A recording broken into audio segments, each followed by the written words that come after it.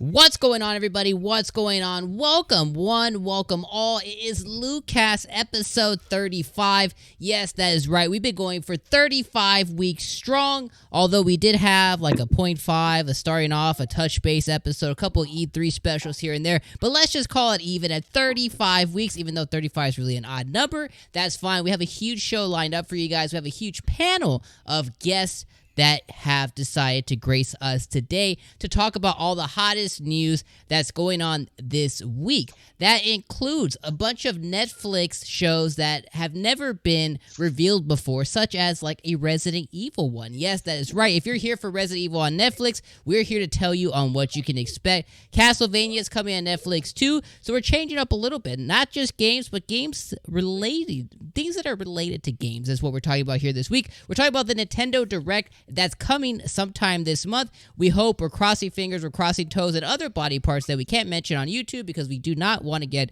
demonetized before we get monetized just yet. And joining me on the show to talk about all this crazy stuff, we have the guest tonight. We have Mr. Chris Levi. We have Mr. Your Player 2, the returning hair, the hair of 2020, Mr. Jakin, Mr. Bacon, the Papa and his Cubs, bringing it back this week. We got the narrator himself, Mr. Mono Pulse, and of course the Huntress, the wife looter, which normally is around this area here, but she's out and on the way very soon. So all right, guys. Normally we talk about what we're playing, we talk about what we're doing, but this week I wanted to start off just a little bit different, and I wanted to just kind of go over a couple of pieces of small news. So as we put through the agenda, we have an agenda that we go over each and every week right here on the Lootcast, and we map out what we're going to talk about. Well, while we were doing that, there was some hot news that came on Twitter, and that hot news is a company that's producing Outer Worlds on the Nintendo Switch over in China, kind of got stricken with the coronavirus. Now, nothing really happened to any of the employees, but because of the virus outbreak, they are not working on the game currently, which involved the game being pushed back. Now, the caveat of that is they are going to finally have it on physical. They're going to have a cartridge form, so with it getting pushed back, that does suck, but there's going to be a kind of a light at the end of the tunnel, and they're going to have a cartridge thing. So first and foremost, panel, did you guys hear about this crazy news that happened today? And what do you guys think about it? I hope everybody's okay. I mean, it's pretty crazy. There's actually been some people being quarantined near me, like up in Chicago and in Wisconsin. That have just traveled to China, and they got back and they get symptoms and stuff like that.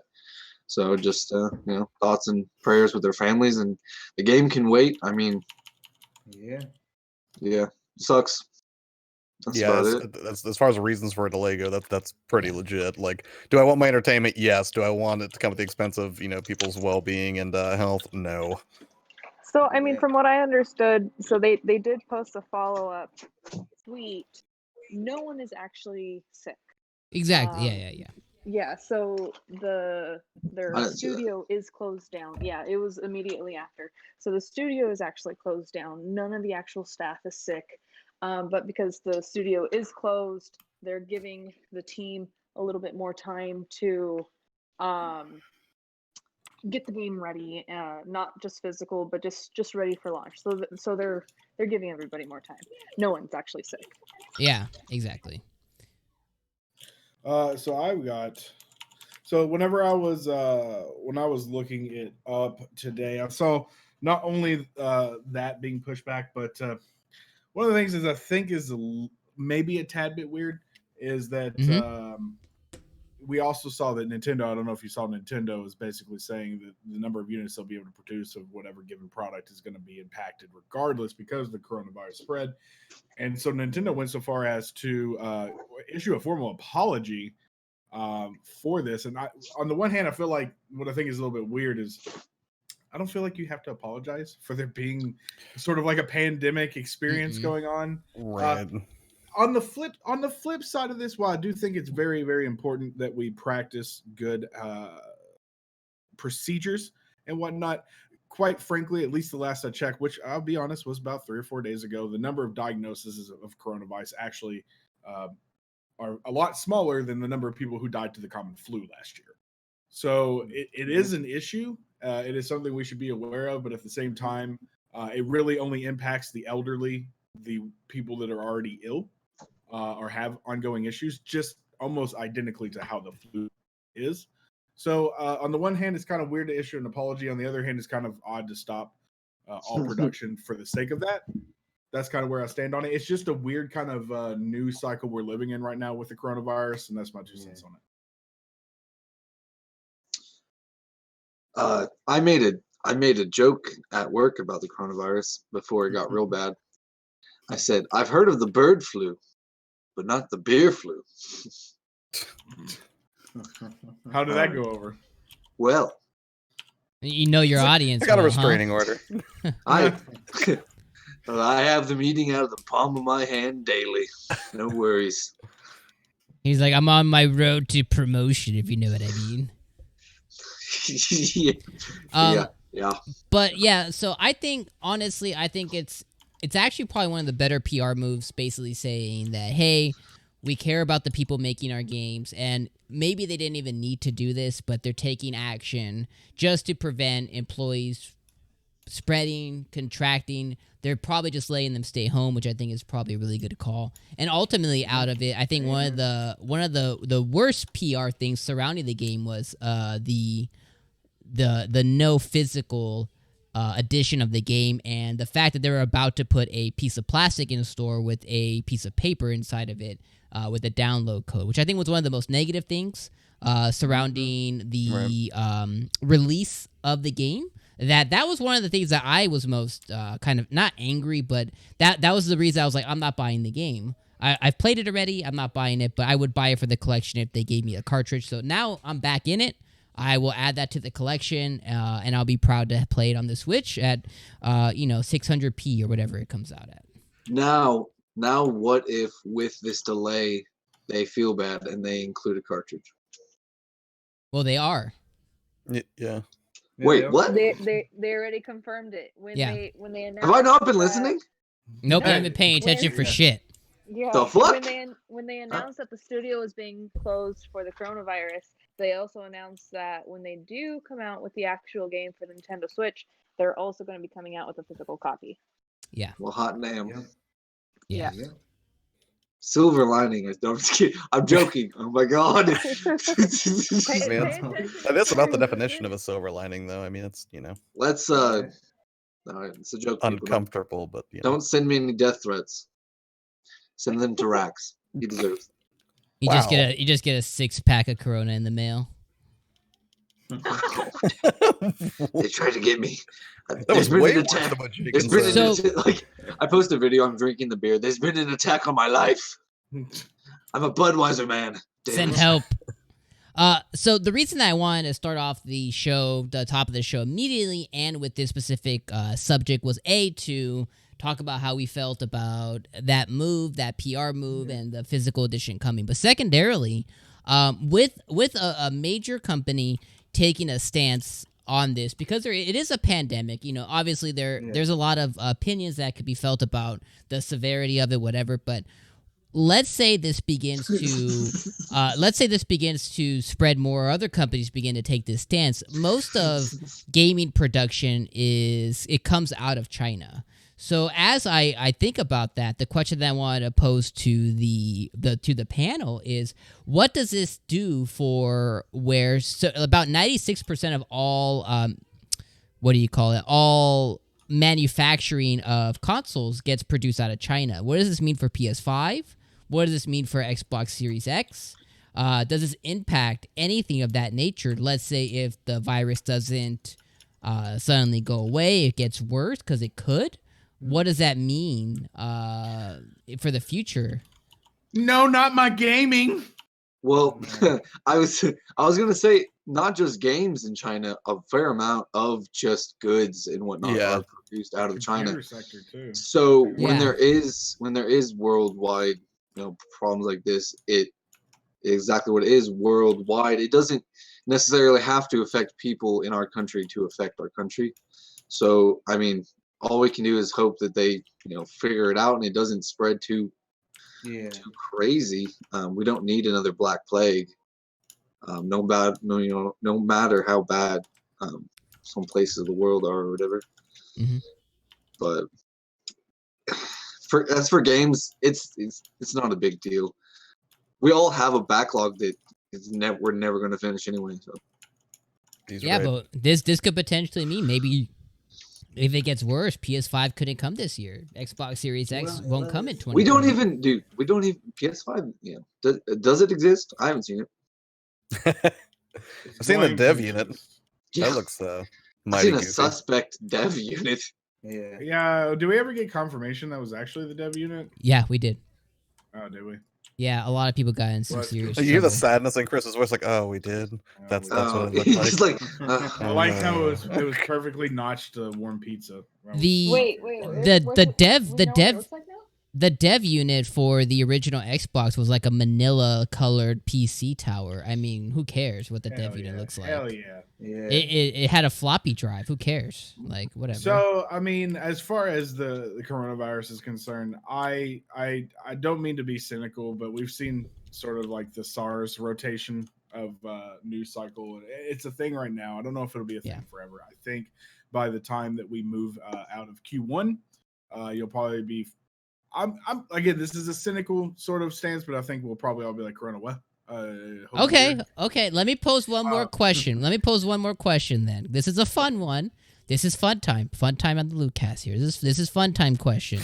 Let's say it doesn't get better. Let's say it doesn't get worse, but it's still evident. It's still apparent. Okay. PS5 is gonna roll out. Here's the question: come November, would you take a PS5, buy a day and date in November when it's supposed to come out, potentially has coronavirus. So you're taking a risk. It may or may not. You don't know. Maybe there's a little bit of it. Maybe there's a hint of it on the PS5 you purchased. You don't know. You're taking a gamble. It's fun. It's fun. It's a dice roll. Or would you rather maybe April, May, March? No virus. Let me handle this, guys. let me take the reins on this. Yeah. We're talking day one. All right. We're talking day one. I got a neighbor across the street, real piece of shit. I'm gonna let him play it first, and then afterwards, I'm gonna spray it down with Lysol. Just have it delivered to his house. Modern problems require modern solutions. And then I'm gonna play the heck out of it. And if I die, that's fine because I'm taking his punk ass with me. You better hope he's not watching. Oh, I hope he is watching. This is a message from. Oh, I sent him the link. No, just kidding. He's like, God damn, Jake alone. He's like, God damn it, Jake. Plot twist: it's Chris Levi 13. We Alabama boys got to stick together.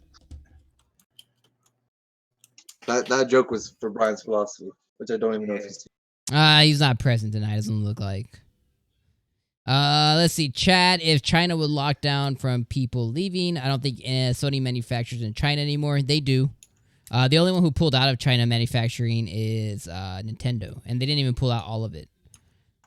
How would it have the virus? You don't know. It's a potential. It's like Resident Evil. You just don't know. You could be a zombie tomorrow, or you could wake up and you smell the roses. I mean, it wouldn't hurt me to wait on it. It could only be spread through saliva. I mean, that's fine. Maybe they licked it before they left the factory. You don't know. I lick most of my things. Sneezing is normal, but licking it? Hey, come on, this isn't no Switch cartridge. Somebody could have a real, bad sense of humor like Jake. I'm sure he would lick it if he had it. So I lick all kinds of stuff. Questionable things. We've seen it right here on the podcast. I think like week 8, week 9. Don't belong to me. It wasn't even his game. Ooh. It is now. It's true. It is now. That's how it works. Oh yeah, because I got a different copy, and I'll give Josh the one that I didn't lick. The unlicked one. It just you get it. Oh, that's great. Did I tell you guys I got a copy of Tropical Freeze for $15? That was the one you licked? I think you licked Ease 8. Oh, did I lick Ease? No. I don't know. No, I tricked. I licked Tropical Freeze. I feel like you might have licked like 2 cartridges. Did I? I remember I let it sit on my tongue.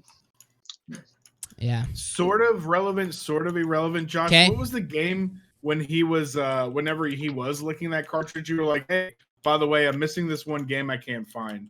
Do you remember what that game was? He just accuses me of everything. It might have been Issei. I wrongly accused Jake in this week of potentially taking a game that I didn't even have in my collection because I And I was super. didn't even know what it I was was. just like, what are you talking about? What's flipping?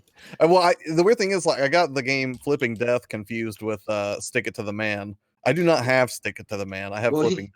Yeah, he asked me. He goes, He's like, "Do you have my Stick It to the Man?" And I was like, "Is that like a?" I said I was sorry. Like a woman empowerment book? I don't know what the fuck that is. No, it was like visually they look very similar. They're both very Burden-esque, sort of like puzzle platformers, I guess you would say. Mhm. But I became convinced that I was missing Stick It to the Man when in fact I was thinking of Flipping Death and it was right on my shelf. Real question, even if he did have it, how much of an urge did you really have to play it? I didn't have an urge to play it. I was looking because you through my described an collection, awful game. It sounds terrible. No, I don't think it's terrible. I haven't Flipping played Death it yet is- because I had other stuff to play. But Flipping Death, it's like I was thinking about trading it in because I traded in a chunk of games this week because of you guys forcing me to get that Animal Crossing Switch. So that's why okay. I thought you were gonna blame it I on was the doing $8 Battlefront 2. Regrets. no. So By the way, I also pre-ordered the Animal Crossing Switch. I hate my fucking life. the system?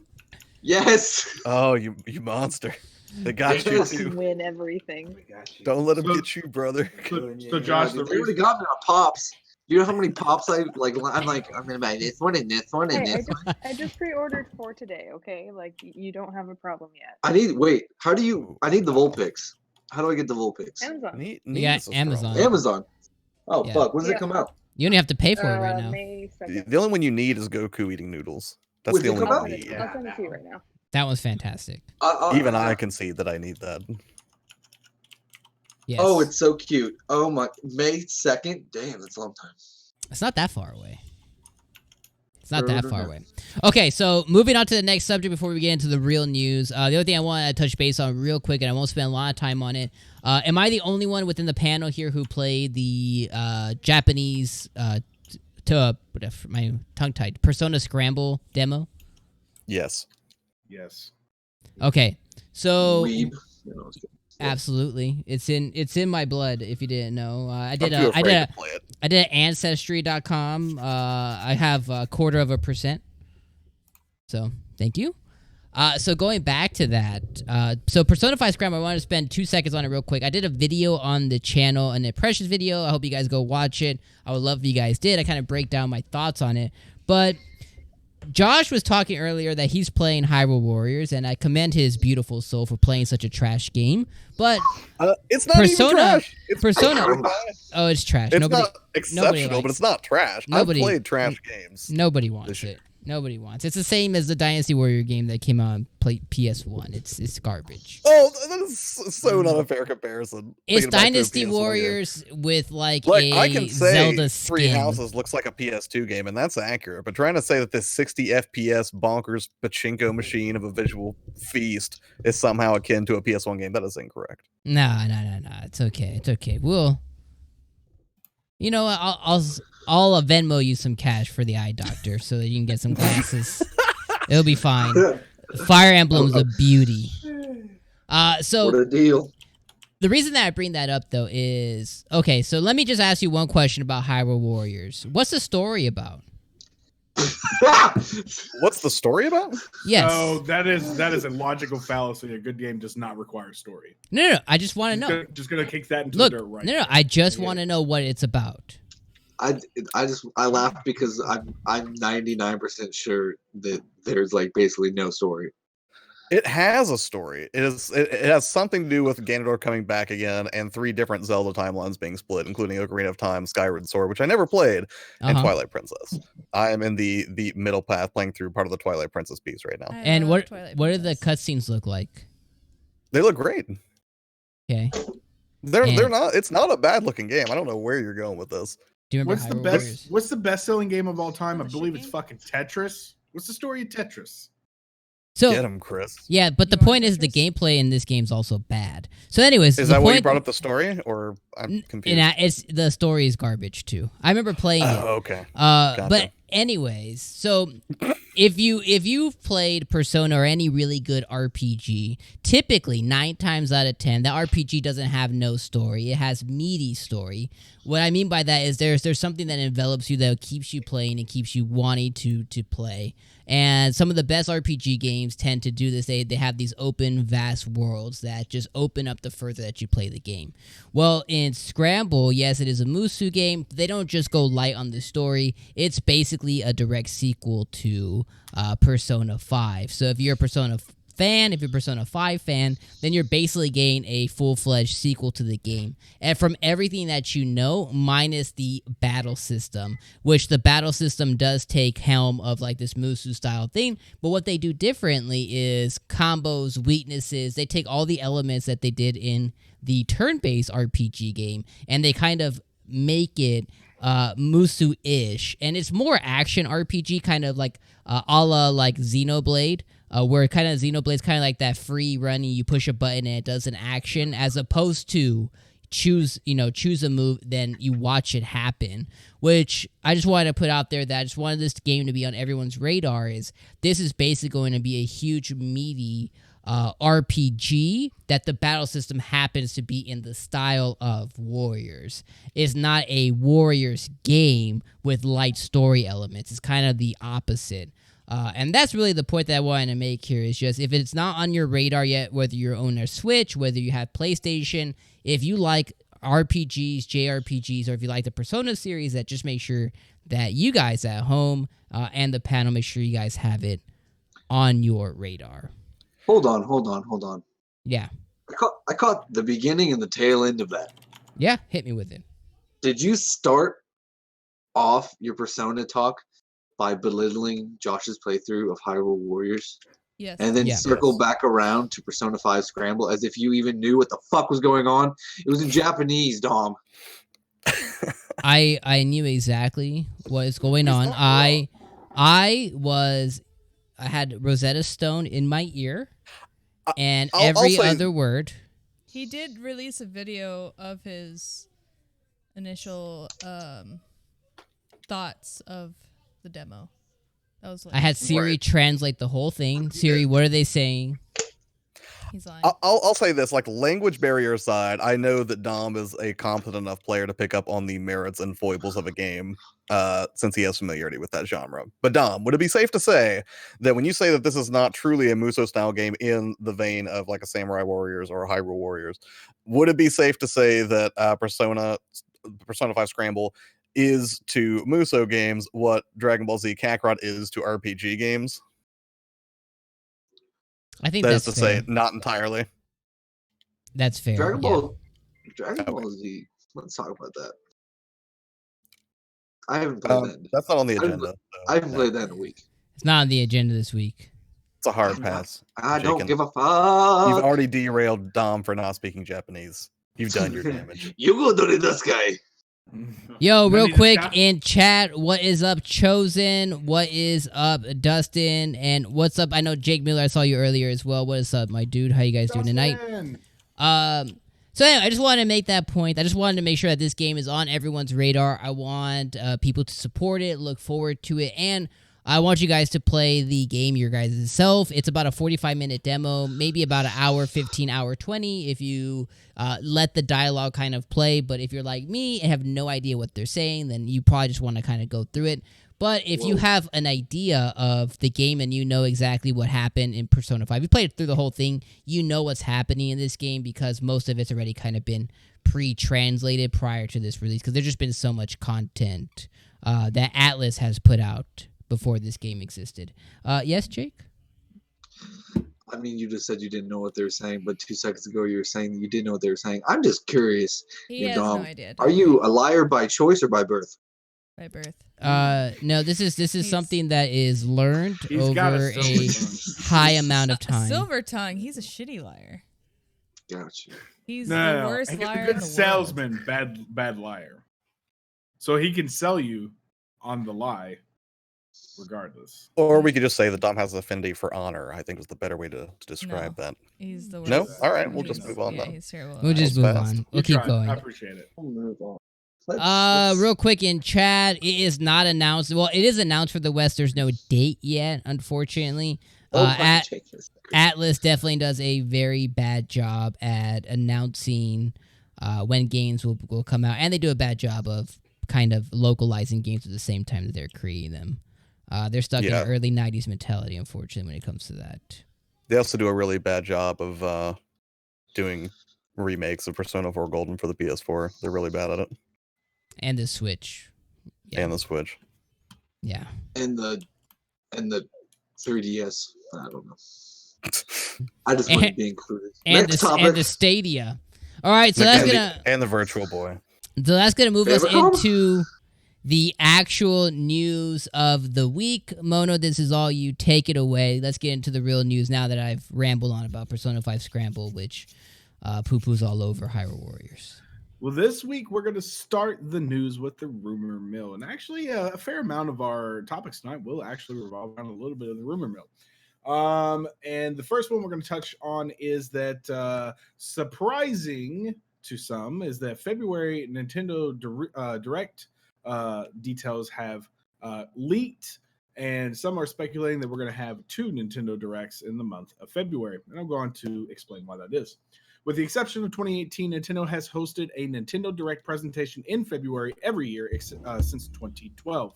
Considering this, it's no surprise that many fans assume that there will be a new Nintendo Direct for February 2020. But what may surprise some is that Nintendo apparently has 2 Directs planned for this month. The rumor comes from Sabi, who got the information from quote-unquote a reliable friend named Zippo. Sabi has been known for accurate leaks in the past, so while fans should take this rumor with a grain of salt, it does have a bit more credibility than most. At any rate, the claim is that Nintendo will host one of the Direct presentations on February 20th, and it will focus on Animal Crossing New Horizons, whereas the other Direct will be for upcoming Switch releases in general. Since Nintendo Direct presentations are usually held on Thursdays, the non-Animal Crossings one would come on either the 6th, the 13th, or the 27th of February. Of course, today's the 6th, so it didn't happen today, with the most likely candidate being the 13th of February. So with that being said, 2 Nintendo Directs this month, one covering Animal Crossing, one covering everything else coming out. Do you guys think that's a viable rumor? Do you think that the Animal Crossing one will be something to look forward to? Have they debunked this whole cloud save debacle? Yes. No. Yes. Okay, I want to hear. That was a recent update. So that is one of our other topics to move into. So I will expect a full detailed report from you in the next topic.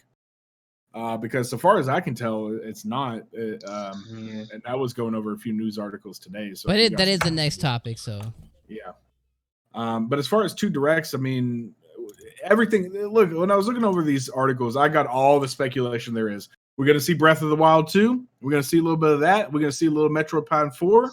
Are we going to see? There was a port of a Mario game that people were speculating may be announced as well. What do you guys would be on the docket for the non-Animal Crossing? What would you expect from this Nintendo Direct? Oh, Probably the Switch Pro. It's going to blow everybody away. Yeah. I'm confident. Think it's going to be the Switch Pro? Yeah. Absolutely. I mean, Mario. That's just a good strategy. Mario is viable. Yeah. Mario Maker 2 came out last June. Yeah. It's a summer game. Yeah, it's always a summer game, right? Yeah, I can see that. I think Bravely Default 2 is going to come in like July. Yeah, I can see that. Just because Octopath came in July, and that's all I have to go on. And yeah, I mean, I'm anxious to see. I want a release date for Sports Story, but I don't know when. That's probably going to just get announced on Twitter or something. But if anything, bro, that would be in their Nindies showcase, because you usually have something dedicated to just the indie games, kind of separate, and that's still considered an indie game. You know, that would probably be like the highlight of. So, Also, I have a quick question for the panel. I just bought this Pro controller, right? Mhm. Yep. And it's already having the same issue that my other one has, which is why I replaced it, where the sticks are kind of like grinding, and they almost feel like they're like my other one. It sticks in certain positions. grinding. Is it dust? Am I storing them wrong? Like, Um, is there like an apparent, like, do you hear a grind when you move? I can feel it. I don't feel like that I have not experienced that problem. Yeah. I have noticed no. like a dust or that seems to get on the Pro controller that doesn't happen to my Xbox or PS4 controller. In here, you get like some dust crust. It's gross. I have to clean it off with like Clorox wipes every once in a while. Dom, Yeah. you're pairing. Oh God. I've never taken any special care of my Pro controller, and also I've never had any issues from it, so I can't really. Yeah, That's Yeah. just weird, dude. I'm wondering if it's just like if my house is just dusty or something. Possible. Because it, maybe I'll buy some like canned air. And I mean, does it still play okay? Or the other one, I can't play Smash Brothers with it sometimes because Does it drift I'll or go to something? do. No, I'll go use this. I'll go to use the C stick, Mm-hmm. and I'll do it to the right, and it'll stay there. It doesn't like weird. instead of going like that, it goes boom, it just stays there. Hey, this is a good question. The chat Red Gaming says this is for you, Jake. Is there a Bravely Default remaster? That's coming? Mm-hmm. Not to my knowledge. Bravely Default on the 3DS. Right. And then there's Bravely Second on the 3DS. Or no, Bravely Default was what on the There's on the 3DS. Was it? Or I thought it was on the DS. So what? I think the question is what's coming to the Nintendo Switch. Bravely Default 2. Right. Yeah, that's Yes. the one coming. It got announced when was it? Wasn't the Game Awards? Yeah, it was the Game Awards. Was it? Early. Yeah. Yeah, it was the Game Awards. They did not give a release date, but they did show a little bit of footage, and so yeah, should be fun if you were a fan. My personal opinion, I think that they have to, not that they weren't going to anyways, but they have to do Animal Crossing Direct sooner than later, just because of all the controversy now. Even if they had planned to do it maybe a little bit closer to release date, I think they kind of need to get that out sooner, just so people know what the hell is going on with the game. They can kind of talk about all the things that people have been having gripes about, and they kind of just put it all out there and dedicate 25, 45 minutes, whatever the time frame is, to just Animal Crossing. I think that that'll get fans re-energized, remotivated to play the game. That'll get more pre-orders in, all that good stuff. So I think that needs to happen sooner than later. B, for the secondary direct, I still don't know if I believe that we're going to get a second direct. If we just get the Animal Crossing in February, I would be surprised. I think it needs to happen, but I don't know if we get a second one, and if we do, I don't think we get any big heavy hitters like Breath of the Wild 2, anything of that nature. I think that comes E3 time. I think right now, best case, we get Mario 3D World. Maybe Pikmin finally comes out. And I'm not talking about 4. I'm talking about like the remaster. Maybe another port of finally we get the Metroid Prime trilogy. I think we're going to get like something smaller first. What'd you say? Do they have the date set for the Xenoblade Chronicles remake they're doing? There's a rumor for it. Gosh. Because that'd be something I would be interested in. Let me find the rumored release date. Red Gaming Chat says he's impressed that Nintendo let Wonderful 101 go multi-platform. Apparently the story is if they decide to release on Nintendo Switch only, they would have funded it for Platinum, but they struck some kind of deal with Platinum saying if they could fund it themselves to go on other platforms. There's probably some background deal, some background contract to where Nintendo will still get royalties because they are still co-owners of that IP. So Nintendo's still going to make that money, even if it does go to PlayStation 4 and PC, which I think is smart because Wonderful 101, although it's a cult classic, it didn't sell. I mean, not that you could sell very much on the Wii U, but it barely sold anything. Probably like a few copies. So I have the rumored release date that was released on a Danish site for Xenoblade Chronicles Definitive. Okay. May 29th. That's the rumor that's what got leaked, which if that is the case, there's going to be a direct this month. Yeah. There has to be. There's too many games they got to announce. I mean, typically it happens in January. It didn't happen. Yeah, I mean, we still. No, there was a. Well, I mean, I could see. I don't even know because what was it? 2 years ago, back in 2018, they did a mini direct in January, right? I believe. I don't remember the last time they did a mini direct though. That's when they announced. Like their quick 15-minute slideshow type deal. What's it called? That hard game, and everyone's like, "Oh, this game plays just like Dark Souls." That's when they announced Dark Souls. Was at that mini direct. You know, it's like Star Wars only without Jedi.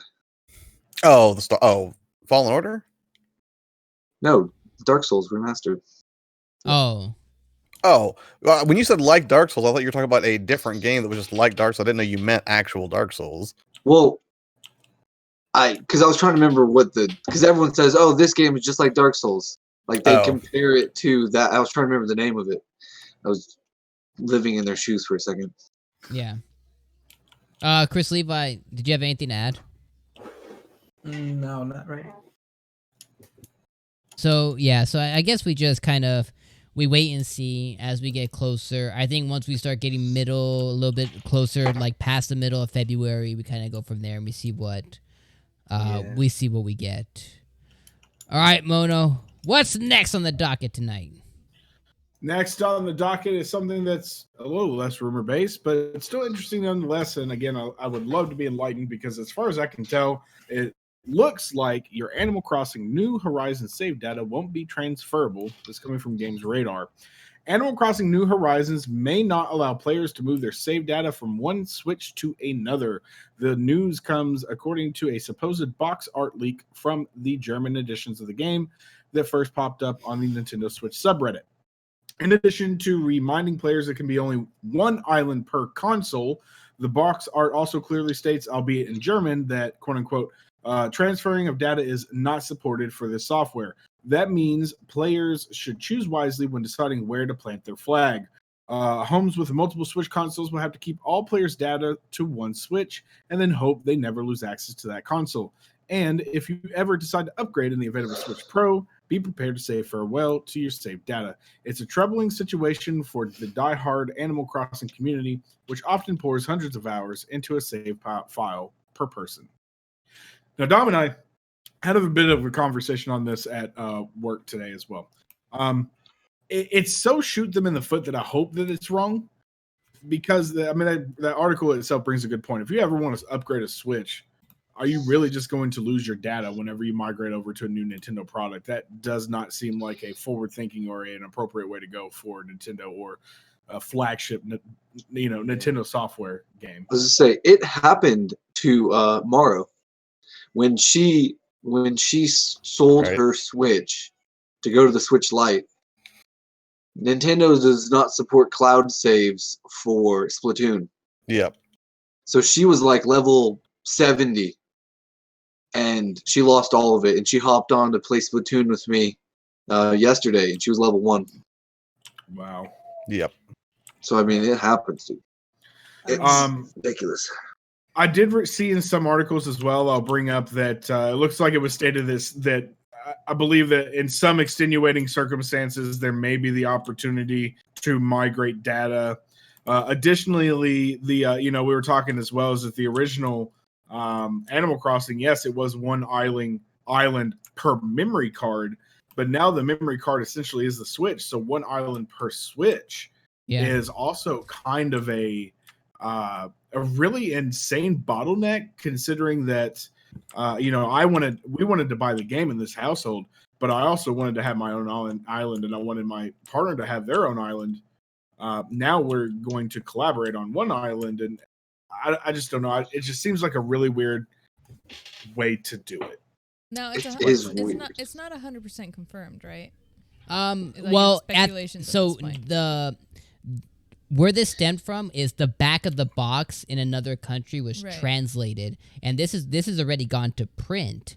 That it's not all the information he's covered so far, besides the specifics on the islands, has gone to print. So the transfers of saves and not being able to, and the one kind of island per switch thing, that's kind of been solidified. Now, one thing I did want to mention real quick before talking about the island stuff is Pokemon, when that came out, doesn't support cloud saves either.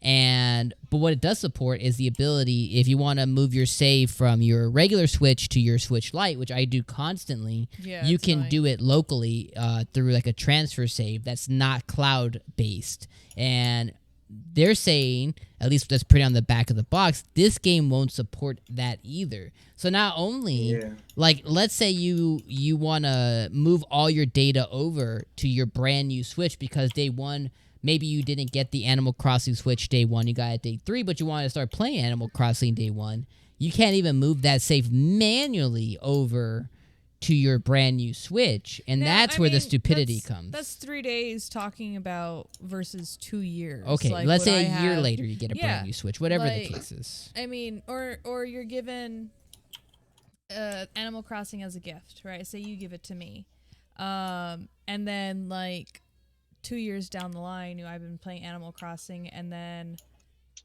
either my Switch eats shit. Yep. Or a new version comes out that I absolutely must have. That's when I'm stuck playing 2 years worth of Animal Crossing on one device and not be able to move it anywhere. Versus like 3 days, that's whatever. Anybody will just restart an island save from that. Now, I mean, I am kind of disappointed, but at the same time, I mean, for me, I'm mortified because I play on. I'm okay, only because I'm going to have the Animal Crossing Switch that I want. I know what console it's going on. You don't stream it, though. I'm going to be streaming out there, and then when I want to go lay in bed, I can't transfer it to my Nintendo Switch Lite. That's your dilemma, though. Just bullshit. My dilemma, I'm going to be fine. This is why I don't need no Switch Lite, and why we don't need to be like a 4 fucking console Switch. You just bought a new Switch. You're making us a 4 Switch household. This shit. I'm going to sell mine. I don't need 4. What are you saying? So you keep it. We have 4. No, the one I have is just a basic bitch one. It was just one of the originals. You keep it. So not only will mine have the battery life, right? This one I could probably sell to my sister for my nephews or whatever. Without the dock, that dock ain't going nowhere. All right. Here's the thing, though. They're gonna have a fat Switch. I'm gonna interject here because like this whole argument is like, I'm set, it's not a big deal, no worries, and that's fine if it's not, a problem to you. It's a problem to Dom XYZ. The issue is it's 2020, and why? Give me a good reason why they had to do this to make this game. I don't believe that they had to do this, quite frankly. And if they did, because their argument. I think their argument was presented, or at least Dom referred me. I didn't actually read this in print, but he referred to it as a sort of like an anti-cheat or a way to stop exploits. Let me elaborate a little bit on it, and I think it doesn't make sense. I think it'll clarify a lot as to said why. So, with Animal Crossing New Leaf, I have that game. I've poured probably like over 200 hours into that game. I played I'd play, say, 6 months to a calendar year. After said playthrough, I found out, per my friend, that yes, you can hack into the game from your computer and change the modifications to your town and make it exactly how you want it without having to worry about when you first started up the game. Because, like, based on the questions... that's how your town was randomized. So like your fruits and things like that, it was all by chance. But by hacking it, you can do whatever you wanted. If you wanted it to be winter and have Christmas trees all year long, you could. You can have your town filled to the brim with flowers and not have to worry about... Hey, Adrian dropping that $2 dono! And not have to worry about watering your flowers. You can have a town that was completely beautiful and never sprout weeds. You wanted your entire museum filled to the brim of all of the paintings and artworks. You can have it done, right? You wanted to have all your shops open. That's fine. And Okay. so a lot of people, because of that, people were paying other people online, say like through eBay, sending them their cartridge, having it hacked, and then sending it back. So I think it's to stop that type of exploit. They don't want people breaking into their games and changing it for the intended purpose of said. Okay. So that's a terrible thing. I can equate to people selling game keys on G2A. I mean, the developer doesn't want that to happen, but it does. It happens. And, It's probably people still are going to gonna do it. happen. Yeah, it's probably It's still going to happen one way or another. If somebody wants to manipulate a game, they're going to. My argument is that Animal Crossing is a single player only game and is non-competitive. Right now out there are people that can hack Pokemon and can spoof cereals and can inject them into their game. I was on 4chan where somebody literally put a post up and was like, I got 6 IV perfect things. Come in, I'll trade them to you. I got it here, right now. Yep. And they can take those into the competitive scene, into the Master Ball realm, and they can go and dick your fucking Pikachu because who gives a shit, right? And nobody's policing that. And that's competitive, and that impacts players around you. Animal Crossing only impacts you. Why? Yeah. I mean, It seems like a case of Nintendo. Nintendo thing than It seems like a Nintendo bullshit thing. Yeah, because I feel the same thing is going to happen with the time traveling clock when Animal Crossing first comes out. I think they're not going to have it enabled. I believe that they'll release it in an update, but it's not going to be available day one for the same reason that they don't want people exploiting it, going into the future and grabbing the time limited things that would only come out, say, during like Christmas time, like the Santa suits and in the trees and all that kind of stuff. So I mean, I can see why everyone's so negative about it. I've also lived still through gonna hacking. purchase Animal Crossing. I just Like, can't that's the thing. understand. I just can't understand. Like, how disconnected are they from what they're trying to push? I can't understand people sitting in a boardroom and saying they have like on a whiteboard, and one guy's like, "No saves," and everyone's like, I fucking can't understand that. I don't understand where that stems from. No other game in their library does that, and they're trying to push, we want you to have multiple Switches in your house. If you own a Switch, we want you to own a Switch Lite, 2 Switch Lites, 9 Switch Lites. Buy our Switches. And how can they not allow you to transfer a fucking island, your save of Animal Crossing, to an alternative Switch, especially when they're trying to sell you a collector's edition for said Switch? Like, I just don't get it. Yeah. There are other games that that aren't supported for cloud saves, but That's there are fine. games. But there are games that they're more so targeted. Like, they don't do Splatoon because they don't want. But Jake, even people Splatoon, you can manually transfer your save. I can locally transfer my save in Splatoon 2 from one Switch and do it while I have the other Switch right there. Yes, Cloud's not supported, but I can move my level 25 character, whoop-de-doo, that I don't care about anyways, but I can move it over right now to my Switch Lite and then right back to the other one. The only thing that changes is the time that I played the game gets messed up, but other than that... said that Maro did it earlier and it totally fucked her. Through the cloud. But you could transfer it manually. The only reason she fucked up is because she sold her Switch before she could transfer. Before she bought the new one. She traded it in and used the credit to buy the new one. Yeah. But I do agree that it's really weird. I don't understand why Nintendo is trying to police the way in which we play their fucking game. Yeah. Like you get one island per Switch. Like it or don't play it. I'm going to touch on chat. And then I want to head over to Josh, too, because Josh actually said that he may have some, maybe this correlates.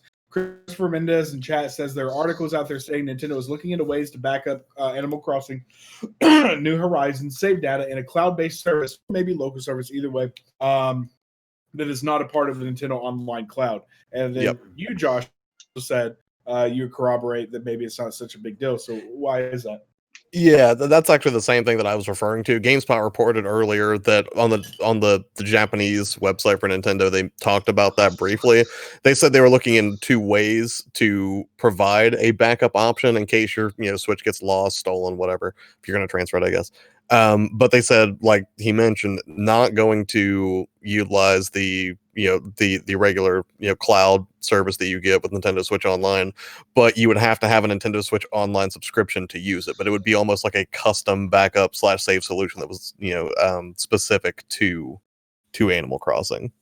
So I am going to also, just for the sake of the devil's advocate, I'm going to also argue that nowhere in, because I saw that as well, nowhere in there that they say anything other than maybe in lost or stolen circumstances. They did not just make the leap to, oh, well, you know what, you put in a ticket, I just want to transfer because I do, and they'll fulfill. It actually sounded a lot like extenuating circumstances may even have to, like, you have to, if it's lost, stolen, you're going to have to file a ticket. I mean, I think we all have filed certain customer service tickets before, yeah. which may or may not even be and I know I am taking kind of logical leaps and making assumptions, because I think, quite frankly, Nintendo Online or Nintendo customer support is actually pretty good. But I'm going to have to go through a route sort of similar to filing a ticket for a Joy-Con drift to get my game saved. Is that what I'm expecting? I don't like that idea. I don't think that it's just, at least so far, it's all very early. All right. So I understand that maybe it's not time to get out the pitchforks yet. But so far as we can tell, it seems like it's not just a casual thing. It's an extenuating. Well, and that's the thing. It's like Nintendo has an excellent track record of like flawless, online functionality or, flexibility when it comes to game saves anyways. That's never been the case. So at least they're not breaking precedent, I guess. Fuck. Just saying. Razzle dazzle. I love my Nintendo, but I don't love everything that they do. I was saying, so you're gonna keep all three? Oh yeah, for sure. All three Switches. I am. I'm not gonna keep all three Switches. Yes. I said that, but I said I was gonna stop drinking Red Bull, Cynthia. There's a lot of things that I have to think about on a day-to-day basis. So I mean, Dom mentioned that Atlas was still stuck in the 1990s state of mind. I think for all things on where we see Nintendo, and I think there's gonna be a day where that wave crests. But right now, we see things like this at least being what we can assume to be the truth. Since, like you said, Dom is in print.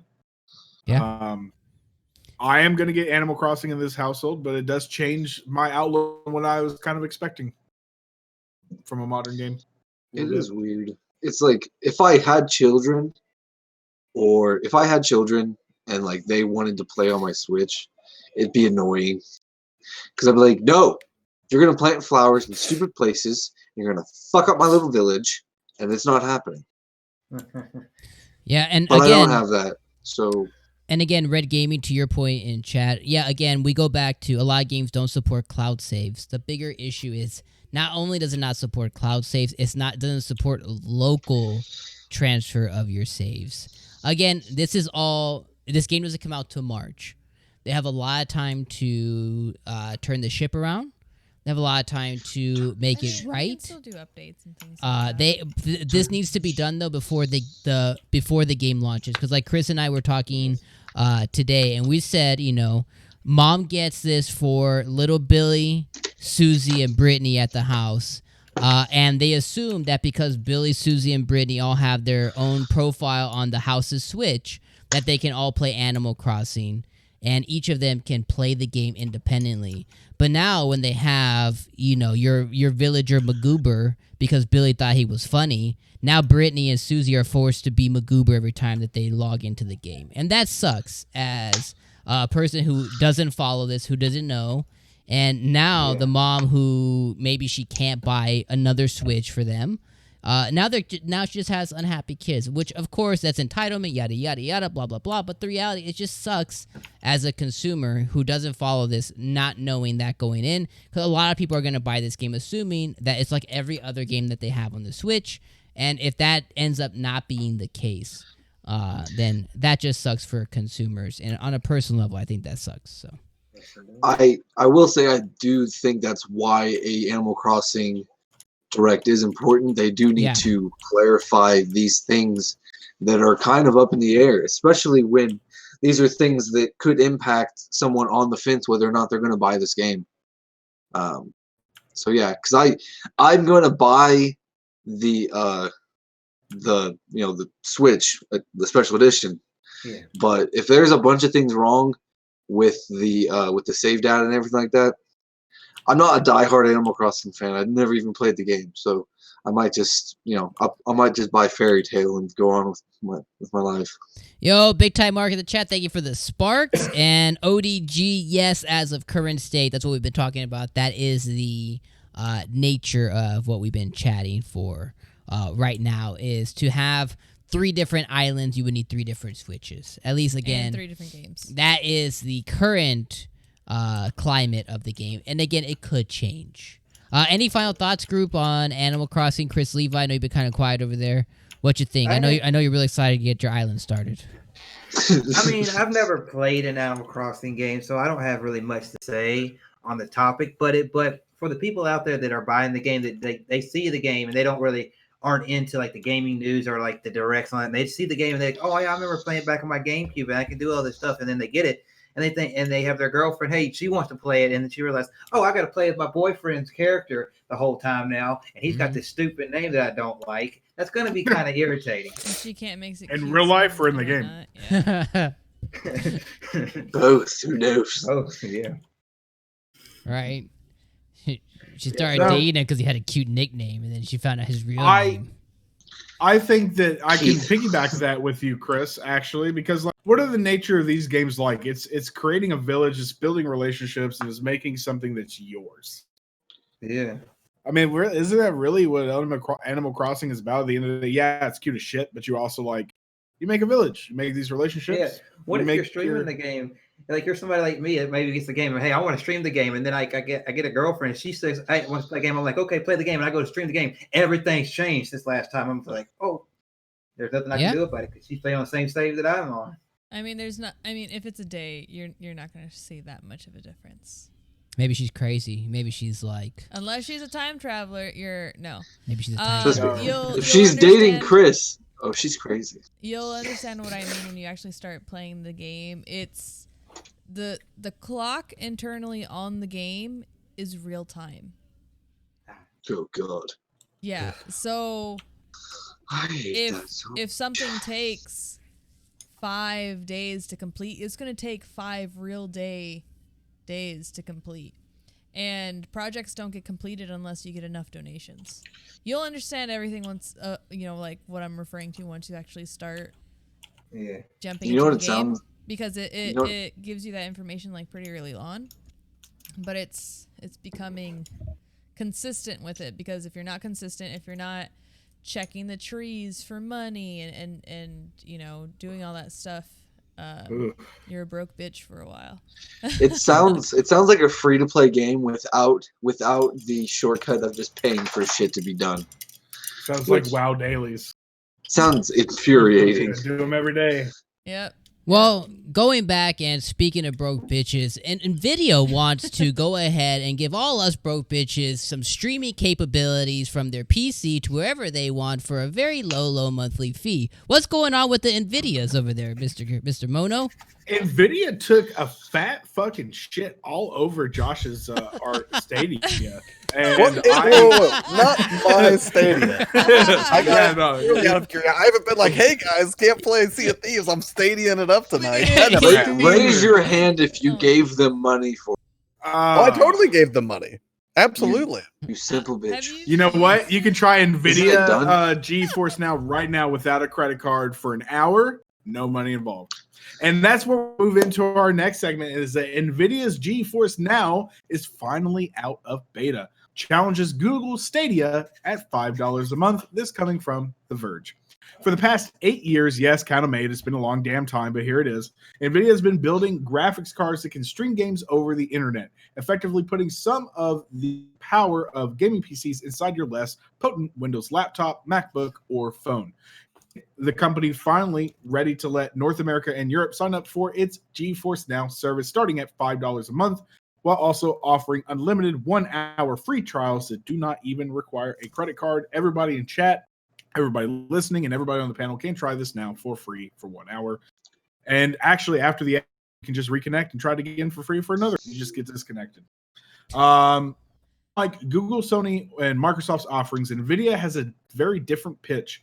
It's your existing library of PC games that you can now play anywhere instead of having to buy new games and or subscribing to a Netflix-like catalog. NVIDIA supports Steam, the Epic Game Store, Battle.net, and Uplay. EA is not currently on board with Origin, and it runs instances of each for you in the cloud. You can log into your accounts, download mini games for your existing purchases to near instantly to your cloud desktop, sync your old save games, and pick up where you left off in a couple of minutes at most. No patches necessary. The primary catch is that you need an excellent internet connection, but I think Stadia kind of proved that as well. A cable Wi-Fi router and or Ethernet cable. Either way, you'll need a 15 megabit per second connection or better, 30 megabits per second for 1080p 60 frames, and 50 megabits per second is what NVIDIA suggests for the best experience. Now, Pro, you can have RTX enabled as well. If you want ray tracing, you can get a taste of that right now. For RTX games, so far it looks like RTX games get a designated graphics card to play on. It's not split between multiple users. Con is that oh god, it went out of my brain. There was a con to no 4K. No 4K yet. 4K support coming in the future, not right now. So I feel like this is a very unique proposition in the games as a service thing. Anything you buy on GeForce Now, boom. Anything that you buy or already have owned through Steam, and yes, Dom, so far as we can tell, indie games are included as well as not limited to titles. The ones excluded right now are EA titles because they don't want to play it. Game changing. This function, just like Stadia, on the go, put it on your mobile device, you're playing your PC games, you got ray tracing. People have said with strong internet, you'll get the 60 frames. There is a con for me personally. The big use case for this for me is like I'm sitting at the desktop playing everything except for sometimes I like to play WoW on the couch and I have this Pro. However, Battle.net bans for use of server. There's gaming services like this out there already. Steam, ShadowTech, where you can kind of do this. It's a little bit more expensive. I think it's like $15-$20 a month. Battle.net bans using these third-party suites so far. I don't know if they'll change. But this is a game changer for everybody else that isn't playing Battle.net games. Any interest at all? And Josh, this is how it's done. I just want to point that out for you. No, I completely agree. I think this is a way better value proposition than Stadia. Like, even just looking through the feature set, you don't need a credit card, so you reduce the barrier of entry substantially for people who big time just don't have one or they're not comfortable, sharing that information online. The fact that it doesn't try to lock you into some new marketplace, but rather it plays nicely and diplomatically with all of the other digital marketplaces that are there, and it lets you just use the games you already own, which oftentimes are dirt cheap, way cheaper that you're going to get on a Steam sale than from anything you're going to get from Stadia right now. Correct. I mean, that's like I literally just installed it while we've been on here. Someone give it a shot, and I would imagine it is leaps and bounds ahead of Stadia. So, Josh, of course, I'm picking on you. I actually really, really, really like Stadia's technology, and but the issue with Stadia was, it didn't go anywhere. It was choppy up front. It had a huge buy-in, like you said, barrier of entry. It had a huge buy-in barrier of entry. We've seen the number of users drop off by more than 50%. There have been no new games added. And the proposition for this one, too, is that the library is your library, and that's kind of huge. It's still going to suffer from the same issues that Stadia has, or any other streaming services. If you got bad internet, it's not going to be a great experience. Right. But I think there is one more thing. I have to give you guys a heads up on this. So far as we know, because this is out of beta, but into a purchasing platform, the $5 a month still only gets you a 6-hour time limit. before you are disconnected. Is there a plan above that number? Since this literally broke within a couple of days, I think we can expect to see a plan that has an unlimited range. But right now, since it's still in its infancy, it's a 6 hours. It warns you about an hour and a half before you're about to hit your mark. So that if you need to make a save or something, I should save pretty soon. 6 hours for $5 for the month? $6 a day. And let me extrapolate on this a little bit. Let me extrapolate on this. I think you get 6 hours. You are forced to reconnect after the 6 hours. I think you can. Okay, so do continuous, more than that. A 6 hour continuous 6 hours play. continuous window. Okay, so every time you reset, it's 6 hours. I believe that is how it functions. I don't quote that as gospel, but I do know it's either you get 6 hours a day for $5, or you get the 6 hour window and then reconnect for another 6 hour window. There is a disruption in the service. Okay. I mean, that's still... I love how NVIDIA is doing this, A, as a side project. B, they're not really giving a shit. They're just kind of throwing it to the wind for people. And there's a chance that this could be really viable because I think one of the biggest value propositions for a service like Stadia was to maybe get some of the people who are kind of PC-centric over to a platform that's not connected to their computer. So if I can bring over my 10 years of Steam games that I've been collecting, hoarding, whatever, and I can now stream them in bed on my phone, wherever I want, then there's a chance now that not only can I become a kind of, how do you say it, a fan of NVIDIA, there's a chance that now Steam or the other services can rack up more active users because what if there was a $1.99 game that I bought before, but I never played it?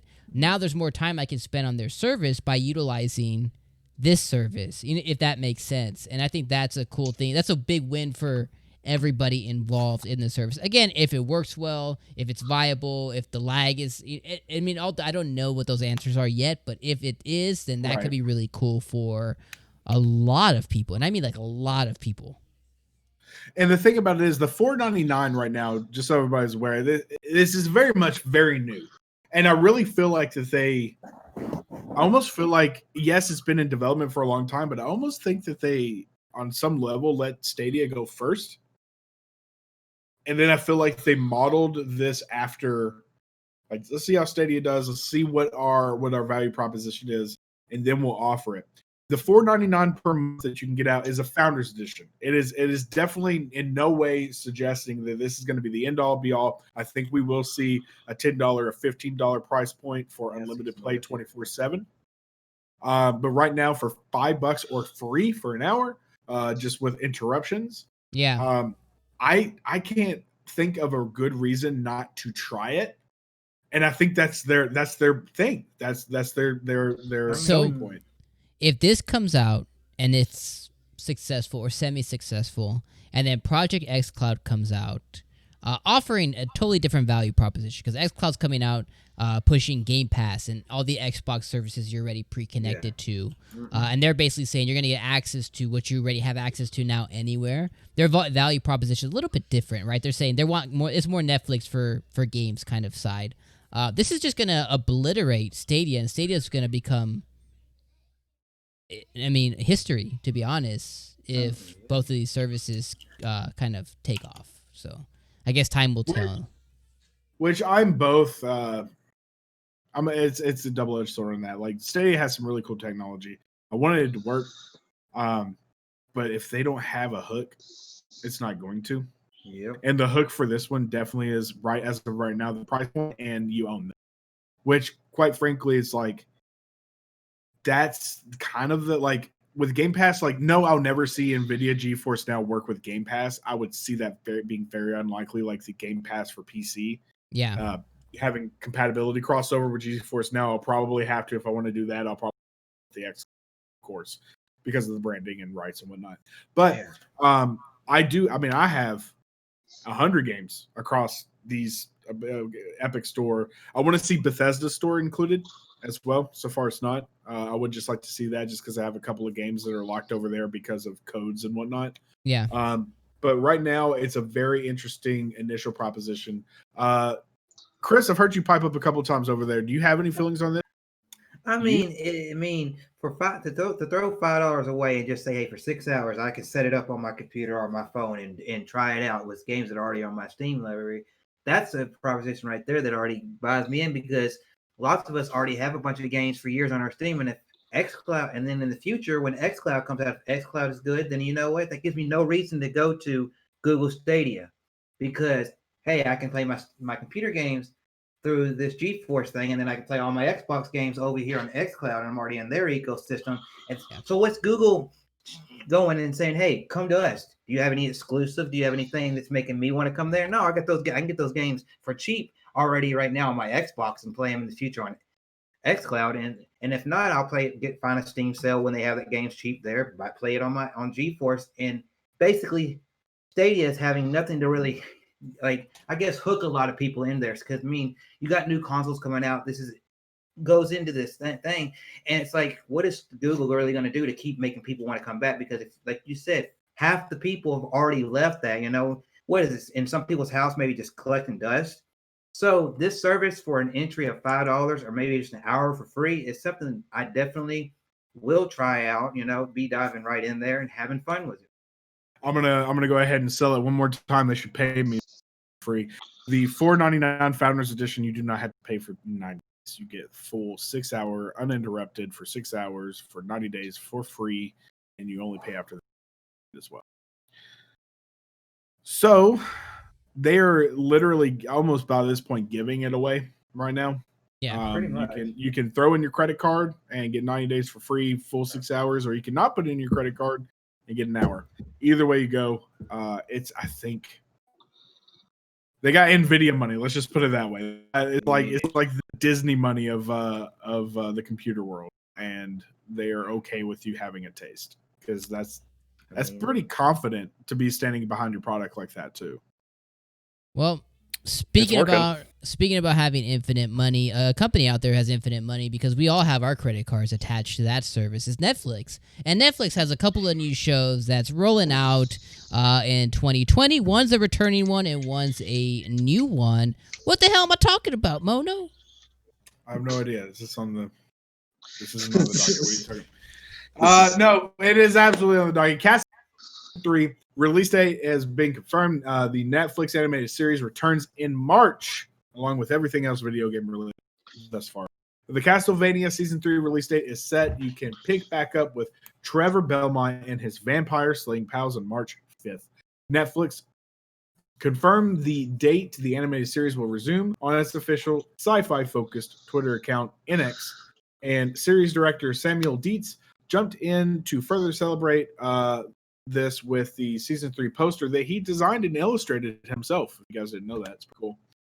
The poster is pretentious and metal as hell, all full of chains and thorny vines and glowing eyeballs.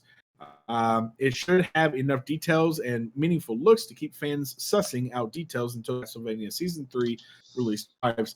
The Netflix Castlevania series is a loose adaptation of Castlevania 3 Dracula's Curse. The first season, which was only 4 episodes long, debuted in 2017, July, and the second followed with 8 episodes in October 2018. The third season will be composed of 10 episodes, which almost puts it outside of binge the entire thing in one marathon session territory, almost.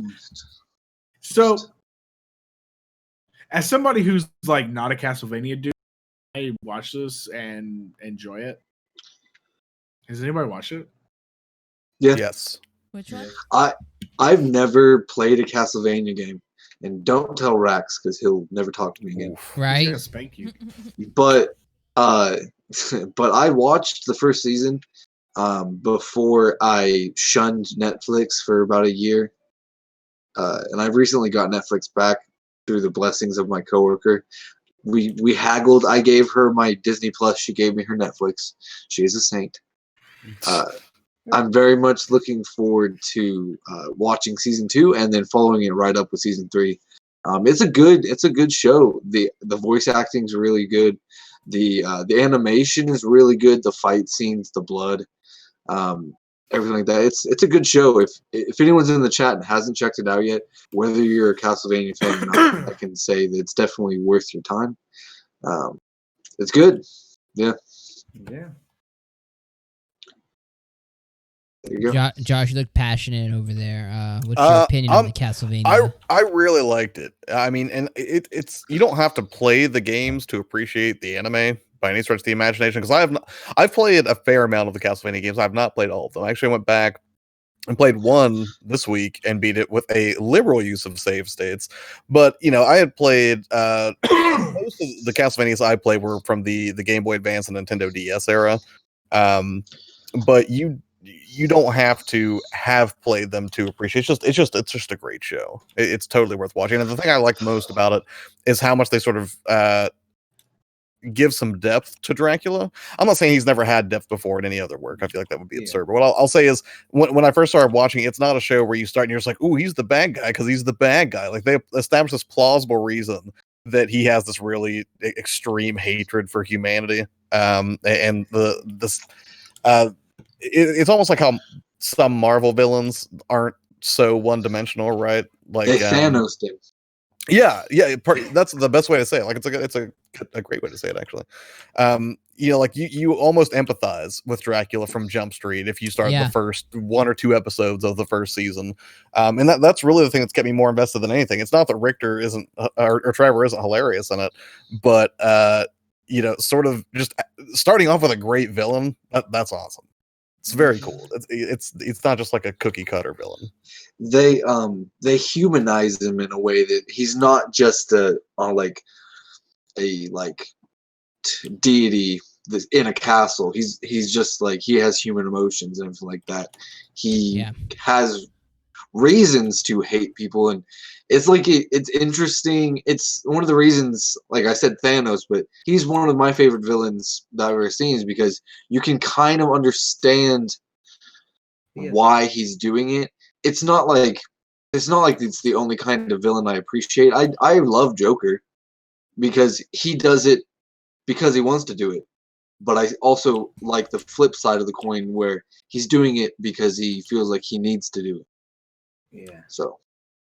Yeah, I like what Chosen said in the chat too, is that the anime does a really good job of introducing you to what Castlevania is, kind of as a series through the show, which right. I tend to agree with. And the animation is so good. It's a unique take on it, and it's unlike a lot of other animes out there. And that was the one thing that got me from the jump, is the goriness of it and what they're trying to convey. It really captures it. And it might not be for everybody, because a lot of people don't enjoy that, but I do, and I liked it a lot. It is a dark show. Yeah. And you can get through it very quickly too, which I like. Yeah. I would say it's not for the faint of heart. Like, if you don't like gory, it's very graphic. Like, especially the first 3 episodes, like 3 or 4 episodes. Yeah. But I'm just saying, like, if you're not into that, Dom won't maybe watch anything scary with me. So I'm gonna force him to watch it. I'm a big puss over here, big puss Dom. It's okay. BP Dom. Yeah. Battle points. No, big puss. Battle points. How many BPs does it take to buy a Dom? How many pussy points?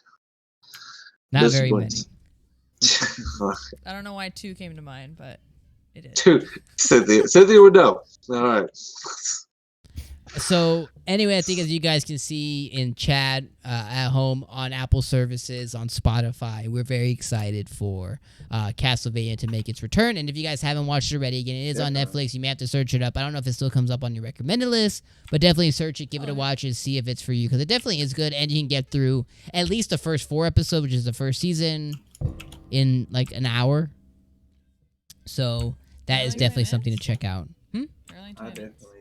I think they're literally like 20-25 minutes something. I think the first season only 4 episodes? Yeah, I think the first episode is the longest, and then it shortens up after. I saw somebody say that each season was 8 episodes. Maybe it was 8. I remember it being very, very short, because I remember getting through it like very quickly. Yeah, I've only watched the first season, but I really enjoyed it. I mean, the animation is good, the voice acting, and what I like is I like seeing stuff like this that I've dabbled in the Castlevania games, but see stuff like expand on the universe and like these different mediums from TV shows to things like that is really really cool. Because like whenever I play certain games and I see, hey, there's comics about this game, or there's like this person made this TV show on, or or stuff like that. I like seeing it. Agreed. Another thing that we might like seeing may or may not be the Resident Evil show that is apparently now coming. I don't think anyone asked for it, but Netflix is, gosh diggity darn, they're going to do it anyways. What's going on with Resident Evil, Chris? What's going on with that? Well, I mean, nobody asked for it, but nobody asked for the original Resident Evil movie shit and anything that could bury or a that sequel or a sequel to the sequel or the ninth one. Honestly, let's have something do it right, and hopefully Netflix Resident Evil series enters production this June, according to a leak that's coming from Bloody Disgusting, will set the tone right on the Resident Evil series that has not been really done, in my opinion. So we haven't heard a heck of a lot about Netflix adaptation of Capcom's Resident Evil franchise for the service since last year. But according to Redanian Intelligence, a fan site that worked to uncover information on the Witcher Netflix series, that's about to change this summer when the Constantine film developer developed series begins production. Now, keep in mind, this hasn't been confirmed, but with Redanian Intelligence work on finding info about the Witcher series before and after its release, there might be something to it. According to a production entry for the RE series, aside from production beginning in June, the show is set to be 8 episodes, with each being 60 minutes in length. Prior to the June start date, the series on location prep work will begin in April, the main hub of production being based in South Africa. Again, this hasn't been confirmed by either Netflix or Constantine Film. However, with the remake of Resident Evil 3 Nemesis being right around the corner, and with the success of the Witcher 3 transition from the game to Netflix, it wouldn't be that much of a stretch if someone finally said something about the production in an official capacity. It's all speculation from here, guys. But I mean, Netflix has been snatching up them game titles. I mean, Netflix hasn't really had a bad one. Castlevania is good. The Witcher stuff, I've watched the first couple episodes. That's good. So hopefully they can have a good track record with this Resident Evil stuff. The movies, they're but maybe this will be a lot better. Yeah. I mean, I can see why they're doing it because it's a particular topic to base a show off of, but we didn't need it. How many damn movies do we have for Resident Evil? Yeah, but they're trash. 6, I believe. That's what I'm saying. Mila Gilgovich or whatever. I think terrible. That was my fill for Resident Evil, just movies. Just because it was poorly done doesn't mean it doesn't need to be done. I think if it depends on who they get as actors, what plot line they decide to do, what liberties they decide to take with the story. There's a chance. And they could even do something kind of a la like the Resident Evil 7, as opposed to kind of retelling the Umbrella Corps, blah, blah, blah. They could do something that's a little more on the horror side, as opposed to whatever the hell the Resident Evil movies did, which is just garbage. They could definitely do something cool with the story and bylines of it, as opposed to following what has already been set by what we know. Like just survivors in general? Me personally, either way, I wouldn't even I guess I wouldn't have a problem with the retelling of the original story, because I don't feel like it was ever done correctly. And honestly, the original Resident Evil stuff is my favorite Resident Evil stuff. I don't care about fucking the shit in Africa with Chris and Shiva. Like, there's a point where the series honestly lost me, and I don't give a shit about it. I would actually rather see a retelling from 0 to 4 done not like shit. But or a whole show just based on the world of 4, because I mean 4 has the most transferable to a show type setting. Yeah. So I mean, you get a really good actor to play. So yeah, it's one of the best. You get Leon. You get a really good actor to play Leon. You get a really cool village setting. They've already Yeah. proven what they can do with The Witcher People on a that don't lower like Resident budget. Evil love 4. Maybe I that's said it. fine. That's fine. Maybe the other ones were just not as good. I It's don't just know. something No, we they're didn't not. ask for, but we're getting anyway. Yay. Except for 2 and Nemesis, because that's good. I can't wait for that. 2, Nemesis, 0, 1, they're all good. Zero. And frightening. Zero's Okay, a like, do acquired you like taste. action horror or do you like survival horror? Survival horror, yeah. Well, then why do you like 4? It's action horror. Just really good memories too. I really like 4. 4 is really good. It's really good.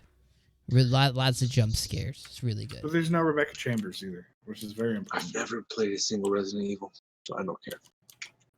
What? Well then, I've never played a I've only single played the Resident remastered, and I still haven't finished it. Ada Wong, yeah, she was in the movies. Oh, I love me some Ada, but they did her dirty in the movies. Ugh. They did. Let's have it Man. starring what's his name? Ryan Reynolds. That'd be good. What, Ryan Reynolds Are you- as are you Pikachu, shitposting? Resident Evil. Yeah, dude. He's Deadpool first. Deadpool. Why not? Just any series you want to see adapted, you're not sure of, like you guys should get Ryan Ryan Reynolds. Reynolds. Cast Ryan Reynolds. His It'll track be record. good. His track record is impeccable. It'll be He's great. a treasure. Right. You know he'd do a good job. I mean, the only bad movie, like, he was in Blade. What was that? Blade Trinity. Oh yeah. And that was a bad movie, but he Blade was Trinity. not bad. We in don't that talk movie. about that one. We only talk about Blade No. 1 and 2. You know the guy. You know the actor. I'd be able to see in it. Who's the main guy in Arrow? Oliver yeah. Queen? Yeah, No, the yeah. actor. His The actor's actor. name. God. I can't. But I don't But know. right, but you Alright. can picture him, right, as Leon. Yeah, Yeah, he would do Yeah. good. Yeah. I like can him. see but I that. think Thank Ryan you. Reynolds is better Well, fit. No. I mean, it's a funnier pick, which would like give it comedy in a sense, because that's what Ryan Reynolds is like. But it would known just be for. Ryan Reynolds in the Resident Evil world. That's all it would be. Yeah, So you have to go for a nameless actor. he's not nameless. I just can't remember his name. Same thing. No, what's the dude? Oh my god, I'm drawing a blank. All I For, remember him as is Oliver Queen from the Arrow. Exactly. Death Stranding Honestly, boy. I mean, if you want to go from CW, Norman Reedus? CW Yeah. actors, No, I think the dude that plays Barry Allen would be better. no. He's too skinny, but Yeah, he's too skinny. I don't. Yo, see him as the Sushi, right what fit. up? I mean, it's not that he's Sushi. too skinny or anything. I just don't see him being the right fit. Well, speaking about being the right fit, we hope that today's podcast was the right fit for you. On that note, that is the news for the week. We will go to our esteemed panel. And thank you, Jesus, for following on Twitch. We appreciate you. We'll go to our esteemed panel. We're going to talk about what they've been playing, what they have coming on their respective YouTube channels, because we have a bunch of creators here that you guys should go check out.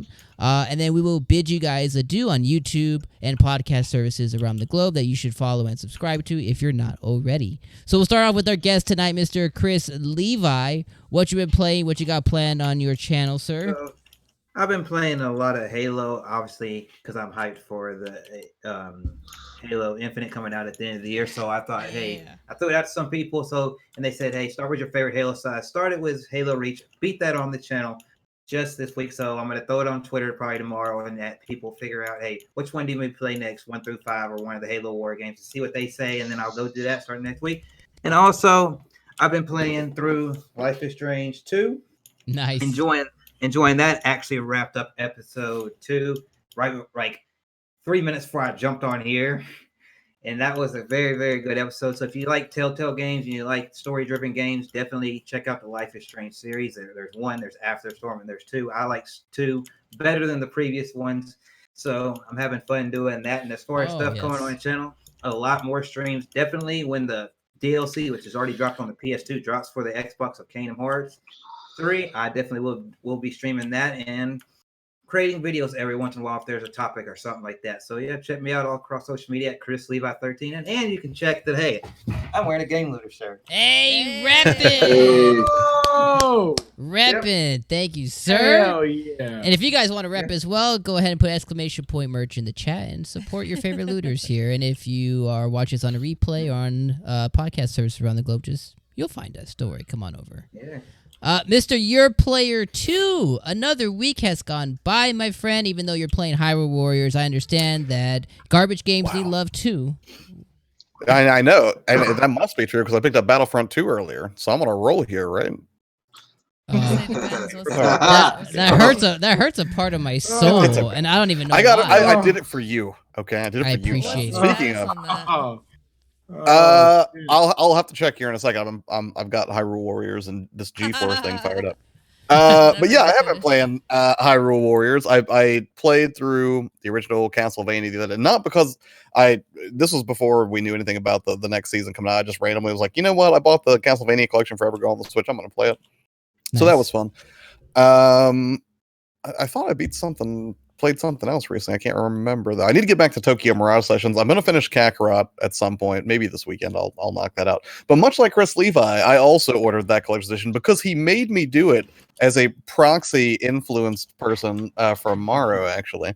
So I have my collector's edition come in from Square Enix last weekend, and I will probably be playing through all of those games because I really enjoyed the first one, and yet I have not finished it. So as far as what's coming up on the channel, most recent video I'll go ahead and drop in the chat was my pickups for January, which was a lot of fun.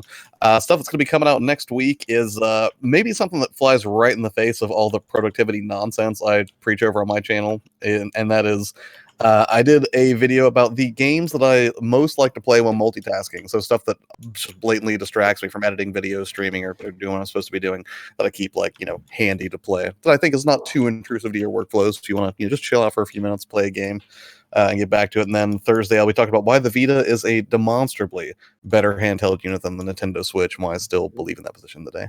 So yeah, if those sound interesting, stop by the channel, subscribe. If you're a content creator within the gaming arena, you'll probably find some stuff you like over there. If you just like video games stuff, which sounds really generic, but more meta level stuff, right? Like collecting and things like that, commentary, you'll find some of that there too. Those are some hot takes, so if you guys haven't already, please make sure you guys go and subscribe to Your Player 2 and up your stream or YouTube game today. Speaking about upping the game each and every week, this man must be sponsored by some kind of just magical hair product from the heavens themselves, because Mr. Jacob Bacon slapped onto the scene today and his hair is looking extra luscious. What you got for us, sir? What's up, man? I'm not gonna lie, I've been playing Dragon Quest XI this entire stream, and oh my god, and I'm not ashamed, as it is one of my favorite. I'm gonna say it. It's one of my favorite games on the Switch. It is just an absolute delight. I might have looked surprised a second ago. It's because I just came across a liquid metal slime, and it gave me 10,000 experience. And if you don't play Dragon Quest, you get between once you get up in the around the level 30s and stuff like that, you get between 600 and 1500 for a battle. So I just got 10,000 on one, so I'm happy. But I'm trying to get through this for my backlog, and then on my Switch Lite I'm playing Owlboy. Owlboy's really good. If you guys haven't played that yet, you could probably find it on physical for $20. It's worth it.